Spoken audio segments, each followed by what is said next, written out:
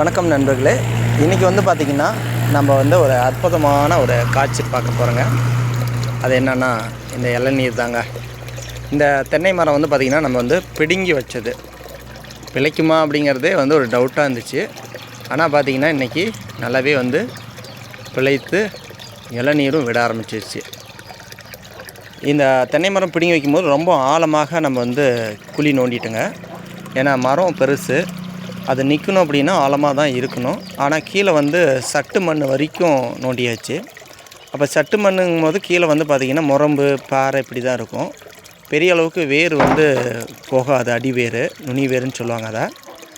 அது எப்படி பிழைக்கும் அப்படின்னு ஒரு டவுட் இருந்துச்சு. ஆனால் பார்த்திங்கன்னா மழை நல்லா பேஞ்சு கை கொடுத்து நல்லா மண் ஈரப்பதமாகி மேலேருந்து சத்துக்களெல்லாம் கீழே போய் முடிஞ்ச அளவுக்கு மரத்தை காப்பாற்றிருச்சு. இப்போ இளநீர் விட்டுருச்சு. ரொம்ப மகிழ்ச்சியாக இருக்குது. அதனால் எந்த ஒரு மரங்களும் நம்ம வளர்ந்த மரமாக இருந்தாலும் அதை வீணடிக்காமல் அதை மறு உயிர் கொடுக்கறதுக்காக நம்ம முயற்சி செஞ்சோங்கன்னா அது நிச்சயம் வீணாகாது, நமக்கான பலன் தருங்கிறதோட இந்த மகிழ்ச்சியான ஒரு தருணத்தில் உங்கள்கிட்ட விடைபெறுகின்றேன்.